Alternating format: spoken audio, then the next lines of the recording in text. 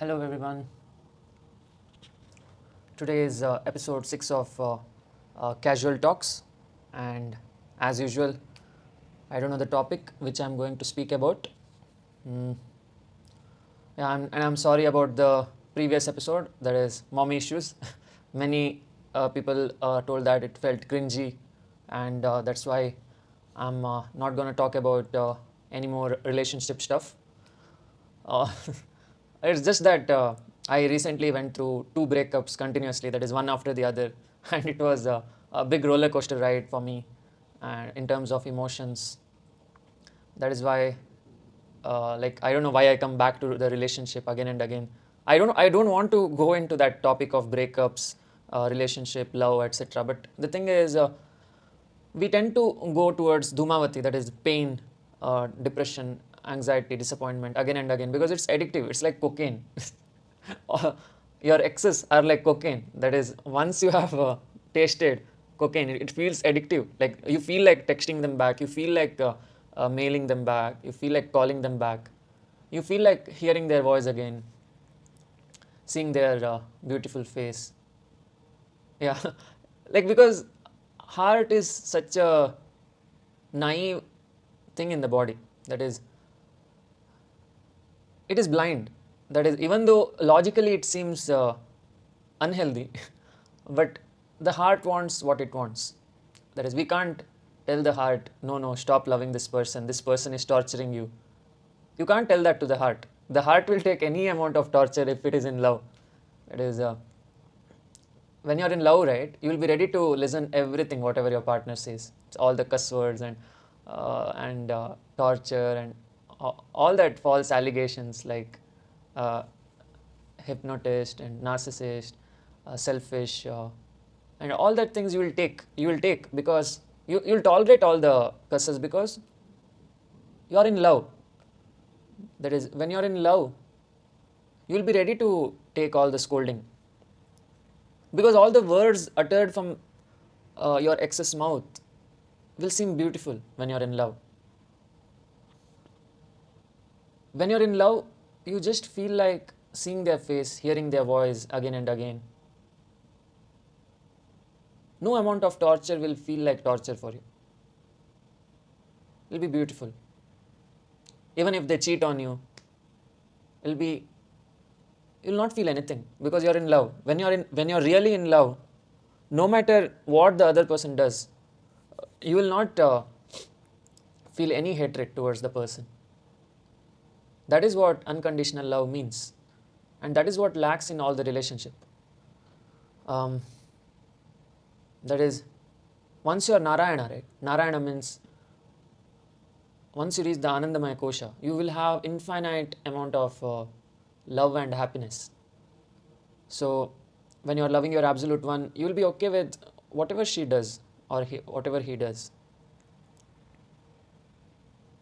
Even if your absolute one loves some other person, even if your absolute one doesn't like you, even if your absolute one hates you, you will still love her because that's what unconditional love means.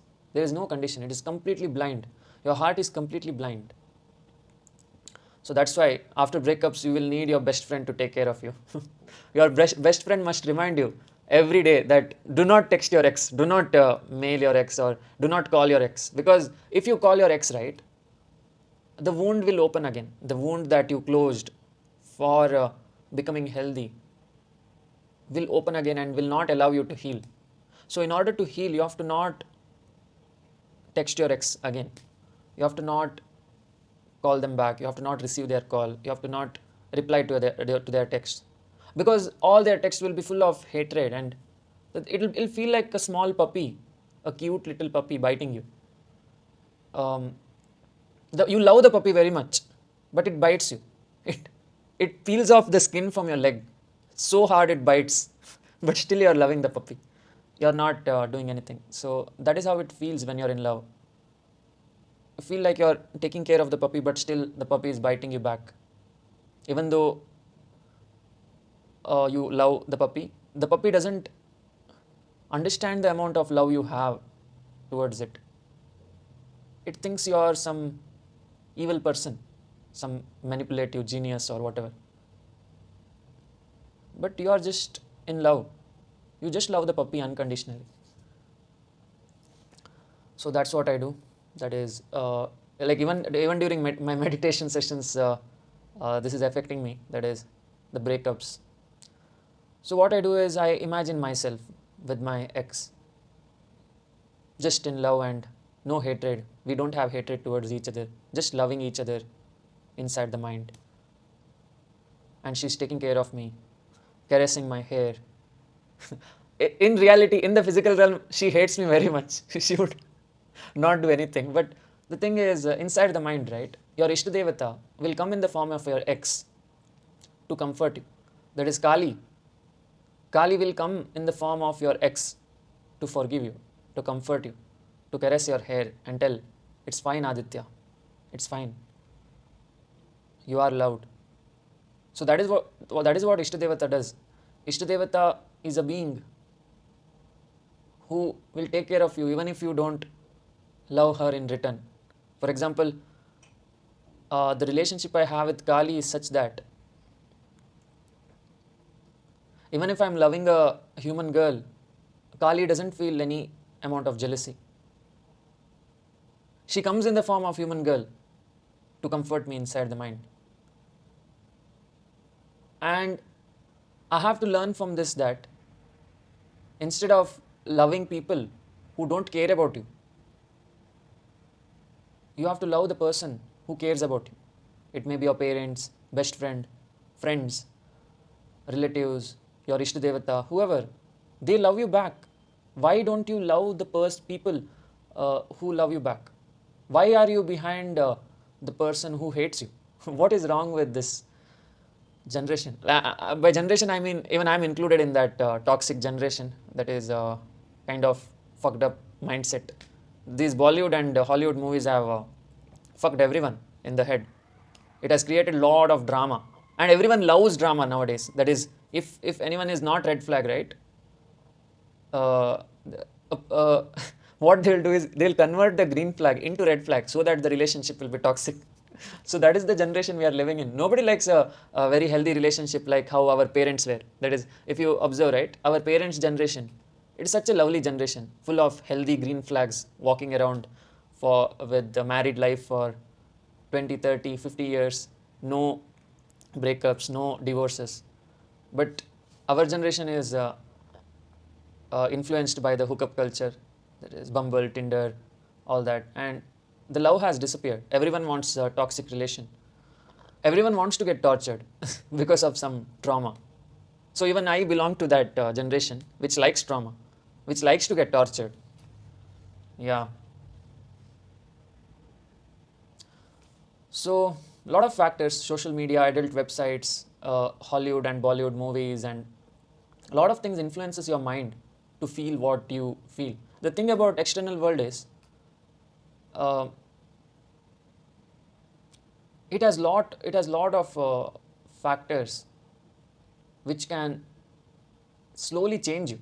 That is, you might not be a person who is really that, but the content you watch, right, the content you watch in social media, your Bollywood, Hollywood songs, all that breakup songs. You know how Arijit Singh and all those singers feel after breakup. They feel like like hearing their voices feels like uh, some nectar. It feels like a golden nectar, because that's how soothing the media is. The breakup songs, like if you have heard Husn, there is a song called Husn, Husn, and it's too beautiful. It's something. It goes something like Mere Husn ke hawa. Okay, I don't know the lyrics. Ke dil mein maang lo na mere husn ke hawa. Something, and also there is another song called मैं रोया तुझे ढूंढ ढूंढ के, something like that. Yeah, I'm a South Indian. I can't sing Hindi songs. But yeah, it feels good to listen to such breakup songs after a breakup. It feels soothing. Like I listen to those before going to sleep. Yeah.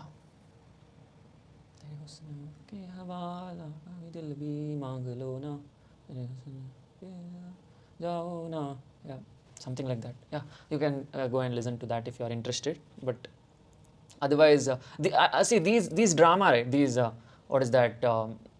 Breakup, drama, boyfriend, girlfriend, all that stuff. It's just drama, guys. It's for rich people. Like as long as you have food in your mouth and a bed to sleep on, you're good. No, you don't need this drama. This drama is for rich people. Counseling, taking medication, all that stuff.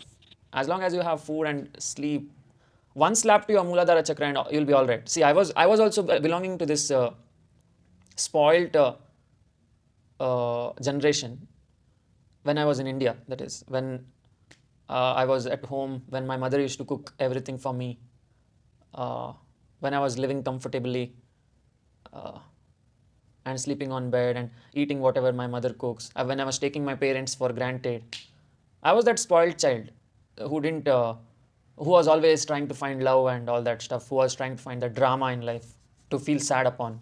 I was that guy. But once I reached US, right, dude, that changed me. Like it was like someone slapped my Muladhara chakra. It was like you don't get good sleep and food here. Because you're away from your loved ones, you're away from your favorite food items, and it feels like someone removed your Muladhara chakra only. Once your Muladhara chakra is removed, no, then all survival instincts come. You'll be like a hunter, survivor, man versus wild. So I feel like everyone must go through that. Everyone must get a slap to their Muladhara chakra. Only then people will understand what is love. Because love is beyond these drama, that is ego battles, entitlement, and scolding your partner. It is beyond all that. It is beyond words. It is beyond everything. Love is something which is very constant. So love does not change. For example, if you observe, right, even if you take your parents for granted, your parents are unconditionally loving you. So that is what love is. Even if you don't treat your best friend in a respectful manner, your best friend still takes care of you. That is what love is. Love is when you don't care whether the person is hurting you, but still you take care of the person. So that's how you have to love. You have to know what difficulty means. You have to know. You have to see how many people are malnourished, how many people don't have food to eat, don't have water to drink. They don't have this drama of a relationship and listening to Arjit Singh songs after breakups. They don't do this stuff. These are for rich people, the spoiled kids who cry for nothing. They have all the AC in the room. They have all the McDonald's, burger, and pizza nearby whenever they want to eat.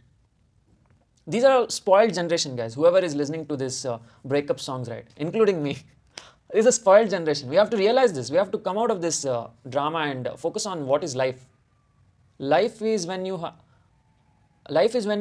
having gratitude towards the food you eat, towards the sleep you have, towards the health you have, towards everything whatever you have. It is not about what you don't have.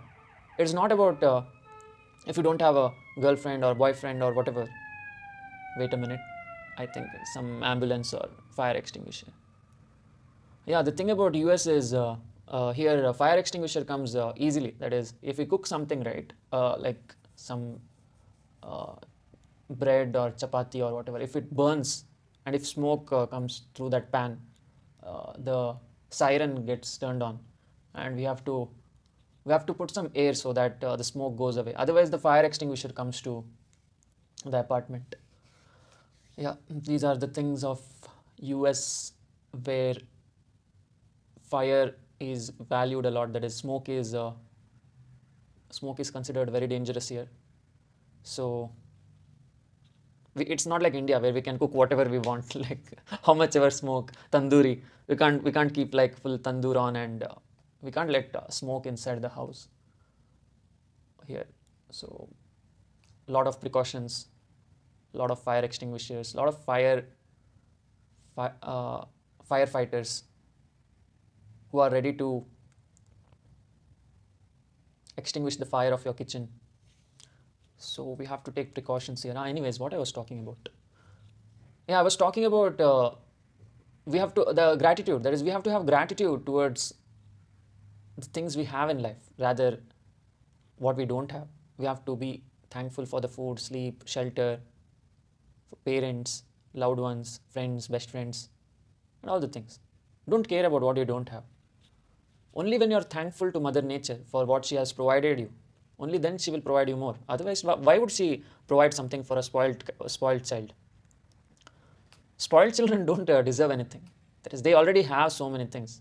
Why would they need something more? Because they have to be slapped in the Muladhara chakra once, at least once in life, so that they will know the value of food and shelter. So I'm not telling everyone has to come to US or whatever, but at least once in life they have to know how to stay away from parents and how painful it is when you don't have your favorite food. That is in my hostel, that is in Nitte, that is Karnataka. I used to during engineering I used to live in a hostel, and I used to get great food there. That is, I used to love those food items more than my mom's food. But after coming to US, I have to cook on my own, so that is why I feel a bit off. When you don't get Indian food. Right? The thing is, there was a Indian store here nearby, but it closed 5 months back, and I'm not able to get any things because other Indian stores are very far. So I was not able to get the items which I needed for cooking Indian food. But anyways, I'm after breakup I'm eating a lot. I don't know why, but I think I'm sad, and I'm trying to compensate that using food items. So eating a lot of cakes and pizza. So I have to control that shit. Yeah, I don't know. Whenever I eat, right, my thighs become bigger. Then I go to gym for walking on a treadmill. Sorry about all this drama of body consciousness, but yeah, that's what happens. You become body conscious after a breakup. You'll be like, am I good enough? All that stuff. You are good enough. Remember that. Everyone deserves love. Everyone deserves respect. Never settle for anything lesser. Never tolerate any torture. Be like your parents' generation who knew what is unconditional love. Don't be this shitty generation full of toxic people. Anyways, I don't know whom I'm catering to here. There are many audiences who are belonging to 35-year-old, 40-year-old, and they'll not understand the drama of this generation. They'll feel like, what is Aditya talking about? Isn't he supposed to talk about spirituality? But the thing is, without catering to these problems, right, of this generation, I can't explain spirituality. To cater to this generation, I have to explain spirituality in their own way. That is this toxic relationship way. So, anyways, I hope you're enjoying these casual talks. I'm just free flowing, nothing in the mind, just talking whatever I want. I don't know, everyone are getting bored of everything right now. That is, whatever I talk is becoming boring. Like, for example, I've talked about the original state of universe, that is absolute zero. I've talked about the vibratory universe, that is the manifested Shakti. And I've talked about all the deities and all the Maya.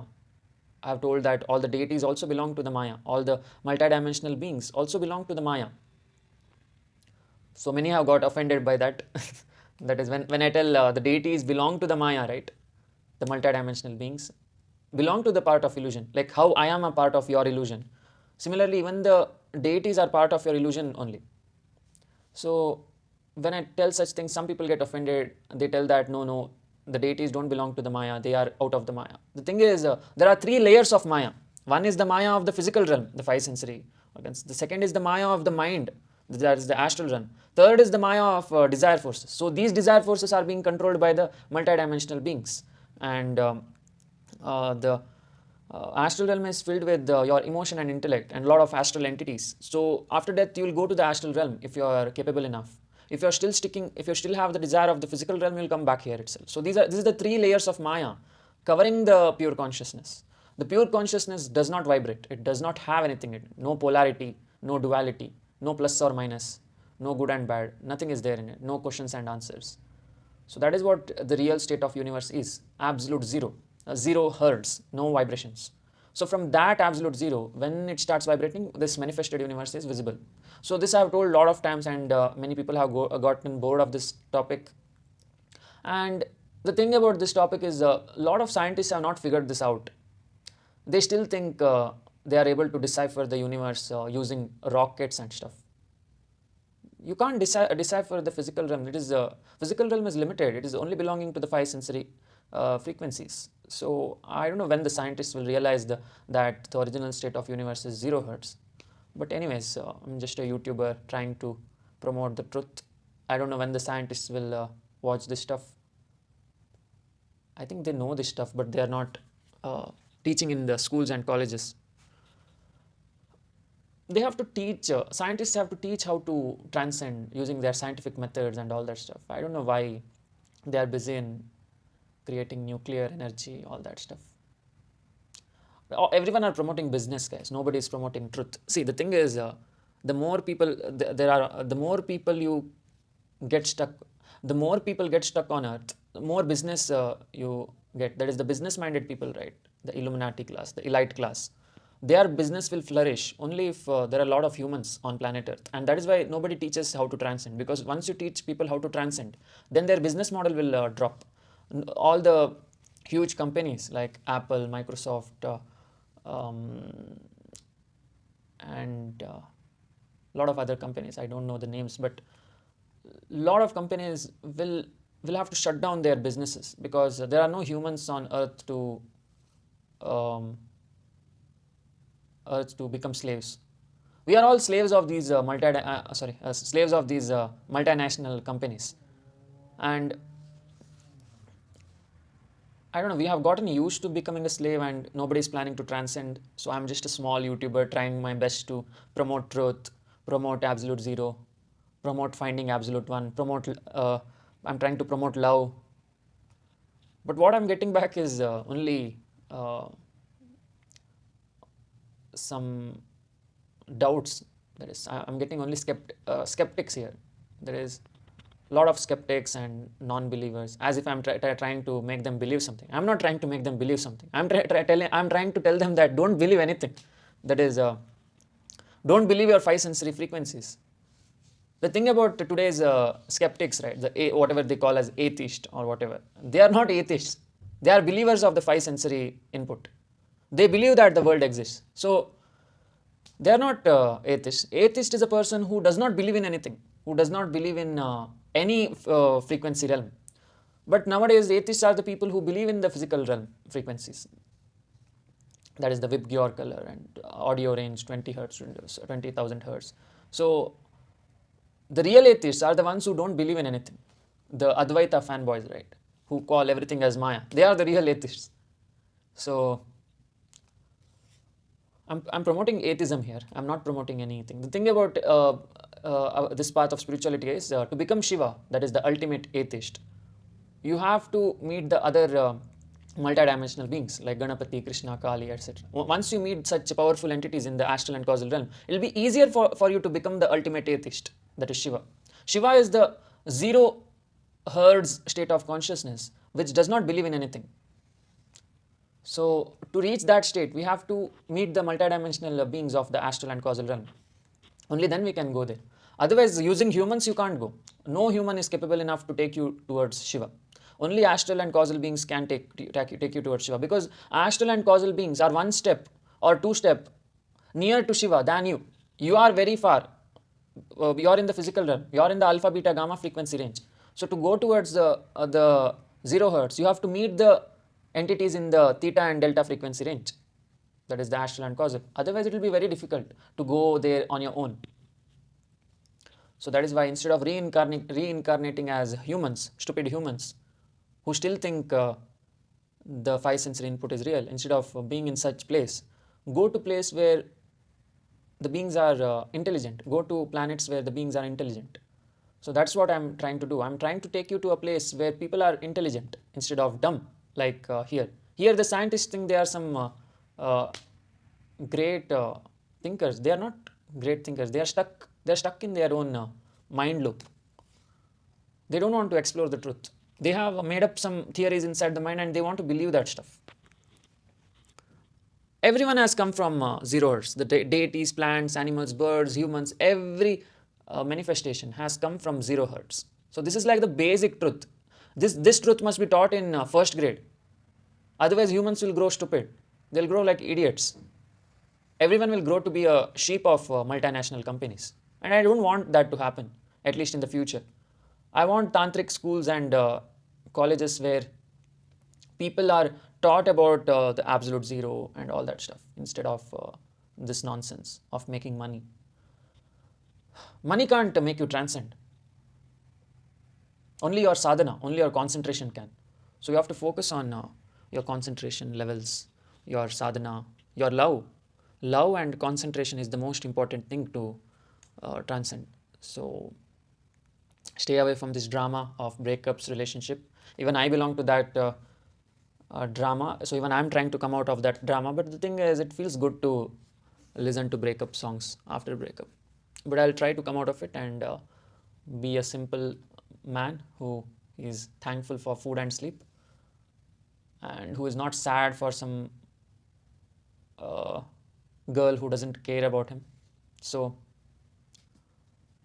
let us all transcend and go to places where love is genuine. In astral planets, you need not express your love. Your love is immediately felt, because in astral planets, everyone works on telepathy. You need not talk anything. It will not be like if you text something to a person and the other person misunderstands you, and when you're talking something and the other person misunderstands you. These things, these misunderstanding, misinterpretations won't happen in the astral planets, because in the astral planets, the love communication happens through the mind.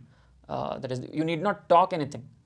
Whatever you think becomes visible, clear picture of whatever you're thinking. So you can't hide anything. So, for example, in astral planets, if you want to have sex, right, the other being will immediately understand, oh, this guy wants to have sex, because your mind is completely transparent there. So you have to express everything honestly. You have to be honest from today itself. No lying. No lying to any other human. Otherwise, in astral planets, you will be caught. You'll be caught red-handed if you have some negative emotions or anger, lust, or whatever. Immediately, the other astral being will get to know. So that's why you have to be very honest and transparent from today itself, so that when you go to the astral planets, you'll not be embarrassed. You'll not make fool out of yourself. So that's what even I experienced. That is, even to Kali, right? Kali knows me more than I know myself. That is, she sees everything through me. That is, she feels that she knows that I love her. At the same time, she knows that I have some selfish desires, and at the same time, she knows that she think the thing is, I have told everything about me to her. I have told that sometimes I might act selfish, sometimes, but my love is genuine. So I have told her everything. And she kind of understands me, and she knows that deep down I'm a good person. So this is the honesty level you have to be. And if you are a bad person also, you have to tell. I have told her everything. I told her that sometimes I feel like sometimes I feel very negative. So I have told her that, and she understands me. So all these things, right, whatever is going on in your mind, you have to be very transparent about this to the multidimensional beings, your Ishtadevata. Once you are very honest to your Ishtadevata will accept you as you are. Otherwise, the Ishtadevata won't give you importance, because you're a liar. If you're a liar, they'll not give importance. That is, if you're talking something and something else is going on behind the scenes, then they will not respect you. That is why you have to be very transparent and honest. You have to tell both your good side and bad side. Every human in the Kali Yuga has bad side. Everyone has anger issues, jealousy, ego, everything is there in the bad side. At the same time, they have love, selflessness, compassion, everything. So we are a mix of everything. In Kali Yuga, everyone are a mix of everything. The thing is, ultimately everyone wants to feel the orgasm. That is, Anandamaya Kosha is full of orgasms, 24/7 orgasm. So if you see Narayana, right, Vishnu's face, he's always in the orgasmic state. That is what Anandamaya Kosha is, Sat Chit Ananda. So everyone wants that only, basically. So there's no one there's no selfish or anyone. No one is selfish or anything. Everyone wants their desire to be fulfilled, and it's not a bad thing. See, for example, if I help a beggar, right, if I give him food or something, people think I'm doing it for the beggar, but it's not true. We are helping the beggar so that we'll feel good about ourselves. There is, in our Anahata Chakra, there is some guilt that I'm not a good person. So when you help a beggar, you'll feel good about yourself. So your Anahata Chakra will be like, yeah, I'm a good person. So some kind of orgasm you feel in Anahata when you help someone, when you feed animals, when you do something good, right? Your Anahata feels a kind of orgasm. And that orgasm makes you think that you're a good person. So that is why you're doing stuff. So you're selfish basically. You're not doing it for the other person. You're doing it for yourself indirectly. You may convince yourself that you're doing it for the other person, but deep down you know that you're doing it for yourself. So everyone are hedonistic itself. There is no one is selfless actually. Selflessness is an illusion. Everyone are selfish itself. Love is also selfish. If you want to get into relationships, right? If you want to get marriage, relationship, everything is selfish. You want to feel the orgasm in all the chakras. That is why you're marrying someone. That is why you're making a girlfriend or boyfriend or getting into relationships.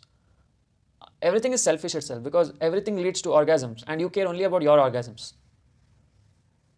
For example, if I want the other person to be happy, for a third person it might seem like, oh, Aditya is selfless. But the thing is, I want the other person to be happy so that I'll be happy. When the other person is sad, I'll feel sad. So basically I'm selfish only. Indirectly I'm selfish. From a third person perspective, I will look selfless, but it's not true. We are doing everything for our own. The world does not exist. The whole world is a reflection of your own self. So when you're helping someone, you're helping yourself. So basically you're selfish only. So I'm talking about this in a very broad perspective. This is not some smaller perspective I'm talking about.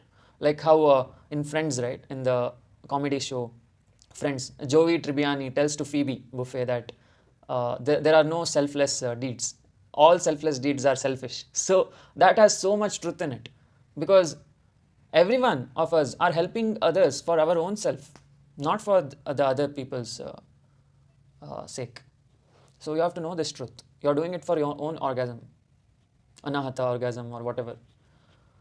So you have to tell this stuff to the deities. The deities will be impressed by you. If you tell this, right, that I am a selfish person, I do everything for my own self. When you tell this, deities will be like, oh, this guy is too intelligent. Even this thing, right, even the YouTube channel, even me helping you guys to transcend, it is basically selfish only. That is, I have some guilt deep down that I didn't help my human race. So deep down there is a guilt that I didn't help people. That is why I'm helping to resolve my guilt and all that stuff. So basically I want some orgasm in Anahata Chakra to tell that I'm a good person. So that's why we do things to the human society. Even Jesus, right? Jesus, he sacrificed himself for the people. So if you see in a narrow perspective, it will feel like, oh, Jesus is selfless. But if you see in a very broad perspective, Jesus did it to help his own consciousness, because he knew that all people are his own reflection. So when he is sacrificing himself for others, that means he's sacrificing himself for himself only. So you have to become like Jesus. You have to know that all are your own reflections. And when you're helping the external world, you're helping your own self, because the whole external world is inside you. It is not outside you. The whole external world. That is why Krishna, Ram, Jesus, everyone helps the external world. Even though the external world does not need help, it is a part of your illusion. But still you are helping the illusion. So everyone are selfish only because we are helping our own self. Me making a YouTube channel is selfish because I am helping my own reflections. You guys are my reflections, and that's why I am helping my own reflections to transcend. So it is selfish only. No, there are no selfless acts. You have to know this.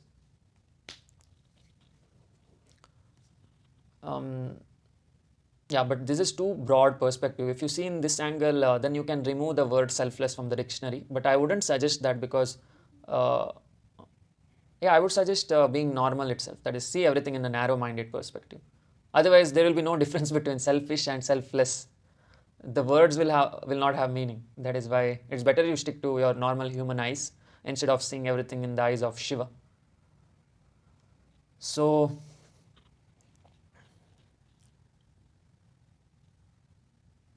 basically what is going on is we are all the manifested consciousness, and we are helping each other to reach Shiva. That is even me, right? Even I have some guilt that I didn't help my people. That is why I'm helping. And that guilt, when it gets satisfied, when my guilt goes away, when I convince my consciousness that, yeah, I have done something to my people, I have helped my people. When I tell my consciousness that, my consciousness will be happy and it will go more closer towards Shiva. So even I am selfish. Even you, if you help anyone to transcend, then you will also be kind of selfish. So everyone are selfish in their own ways, and we are all helping each other to go towards the same goal, that is absolute zero. And you have to know that absolute zero is not physically in a different place. It's not like if you go there in a rocket, you will get some black hole or something. Absolute zero is everywhere. It is all around you.